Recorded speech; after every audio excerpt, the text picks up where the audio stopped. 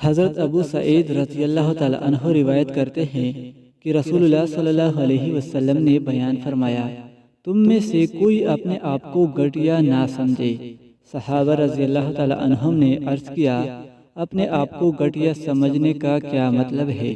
ارشاد فرمایا، کوئی ایسی بات دیکھے جس کی اصلاح کی ذمہ داری اللہ تعالیٰ کی طرف سے اس پر ہو، لیکن یہ اس معاملہ میں کچھ نہ بولے، تو اللہ تعالیٰ اس سے قیامت کے دن فرمائیں گے کہ تمہیں کس چیز نے فلاں معاملہ میں بات کرنے سے روکا تھا؟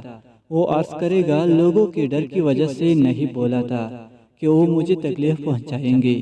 اللہ تعالیٰ ارشاد فرمائیں گے کہ میں اس بات کا زیادہ حقدار تھا کہ تم مجھ ہی سے ڈرتے۔ تشریح: اللہ تعالیٰ کی طرف سے برائی کو روکنے کی جو ذمہ داری ڈالی گئی ہے، لوگوں کے ڈر کی وجہ سے اس ذمہ داری کو پورا نہ کرنا اپنے آپ کو گھٹیا سمجھنا ہے۔